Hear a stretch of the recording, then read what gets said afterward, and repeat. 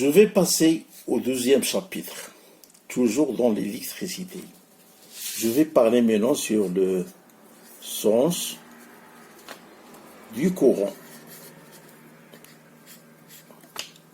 Dans un circuit électrique, on dit que le courant électrique, noté I,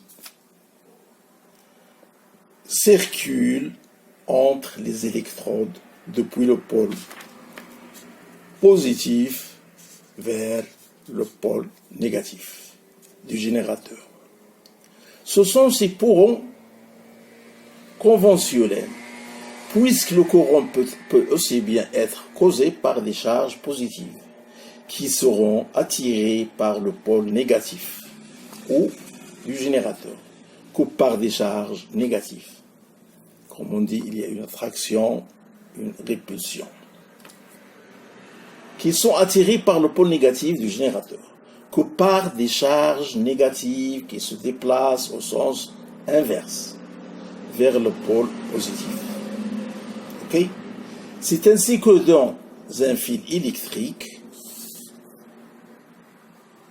là, qu'est-ce qu'il y aura? Les charges positives, les noyaux des atomes, restent fixes dans la structure du métal. C'est-à-dire au cuivre, et ainsi de suite. D'accord? Ils ne peuvent pas consulter aucun courant électrique. Le courant électrique, dans ce cas-là, est un métal et créé uniquement par le déplacement des charges négatives. Les électrons libres vers le pôle positif du générateur, c'est un courant électronique.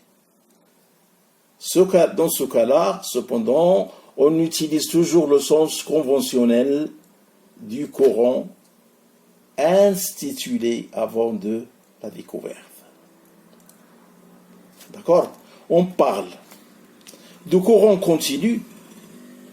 On parle du courant continu quand le sens reste constant et le courant alternatif quand il change périodiquement. Et continu et alternatif. Donc en alternative, quand il change périodiquement, la fréquence d'un courant alternatif et le nombre de périodes par seconde. Il s'exprime en Hertz, la fréquence. Par exemple, en Afrique, on a 50 Hertz. En Europe, 60 Hertz. OK? En Europe et en Amérique aussi. Donc, on passe analogie hydraulique. Donc, je m'excuse, je parle en gros sur le mot électricité, hein, pour vous donner une idée vaste. Analogie hydraulique. Analogie hydraulique. D'accord? Donc, pour comprendre certaines propriétés du courant électrique, il est intéressant de le comparer à de l'eau s'écoulant dans un circuit de tuyaux. Voilà. Le générateur peut être alors vu comme une pompe chargée de mettre en pression ce liquide dans le tuyau. Donc la circulation de l'eau en grand. La différence de potentiel ou tension ressemble alors à la différence de pression entre deux points du circuit d'eau et les notée U. D'accord? Et exprimé en volts. Donc on va assimiler directement la pression au passage de courant.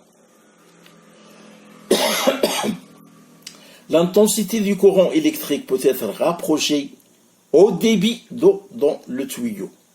Elle mesure le nombre de charges qui passent chaque seconde à un point du circuit.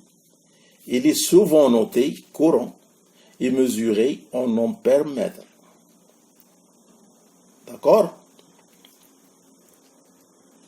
La résistance d'un circuit électrique serait alors analogue au diamètre des tuyaux. Plus qu'un tuyau est grand, plus qu'un tuyau est petit, selon sa surface. Plus les tuyaux sont petits, plus il faut de pression pour avoir le même débit. De façon analogue, plus la résistance d'un circuit est élevée, plus il faut une différence de potentiel, dP. D'accord? Pour avoir la même intensité,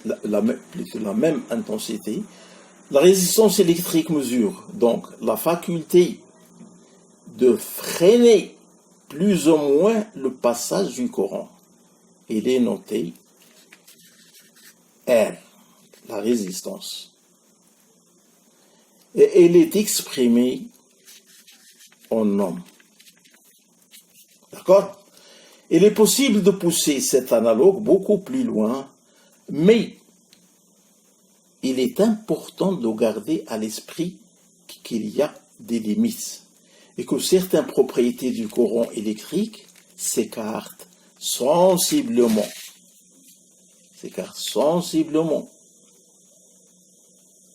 D'accord?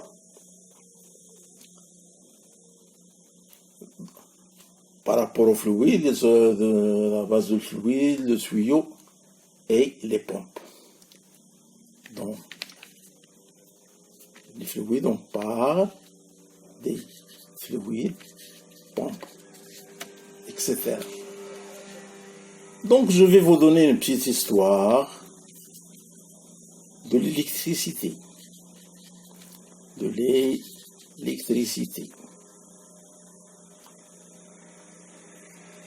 Donc, l'électricité est un mot provenant du grec, signifiant ombre jaune. Les anciens Grecs avaient découvert qu'en frottant l'ombre jaune, celui-ci produisait une outrance sur d'autres objets.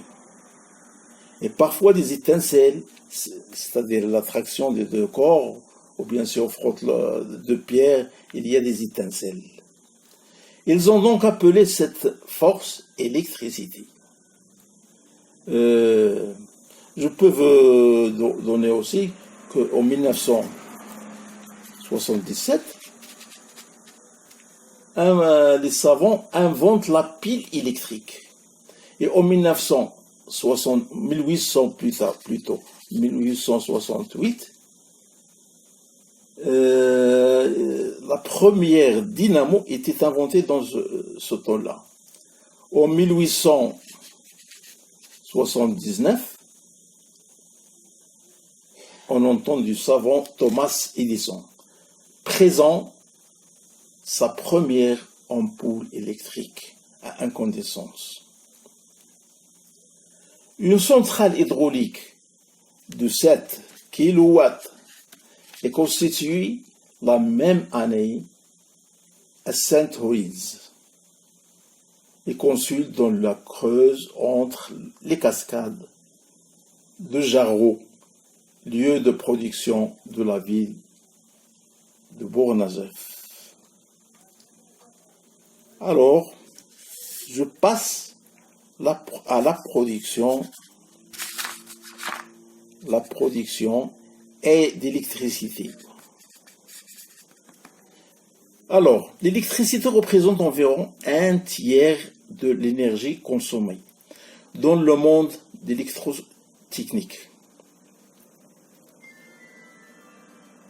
Et la science des applications domestiques et industrielles, c'est-à-dire production, transformation, transport, distribution et utilisation de l'électricité.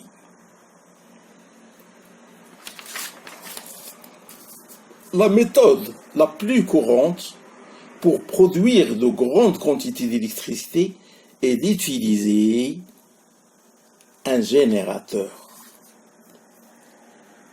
c'est-à-dire convertissant une énergie mécanique et énergie mécanique ont une tension alternative. Okay? D'une manière générale, la source n'est pas forcément mécanique. On peut penser aux piles et aux panneaux solaires, par exemple. Cette énergie d'origine mécanique est la plupart du temps obtenue à partir d'une source de chaleur, issue elle-même d'une énergie, bien sûr qu'elle soit naturelle, telles les énergies fossiles, pétrole, nucléaire, etc. Ou bien, tout simplement, une énergie renouvelable, l'énergie solaire. On peut également directement utiliser une énergie mécanique à l'énergie hydraulique ou bien à l'énergie wélienne. D'accord? On passe au transport et distribution. Le courant qui circule sur le réseau électrique est le plus souvent alternatif et triphasé, car le plus économique à produire et à transporter, alors que la consommation finale a besoin de courant à basse tension qu'on a dans les domestiques. Moins dangereux à utiliser. Il est plus économique de transporter un courant à très haute tension sur des longues distances. En fait, à puissance constante, si l'on augmente la tension, alors on réduit la densité du courant, puisqu'on a puissance est égale à U, I. Et donc également,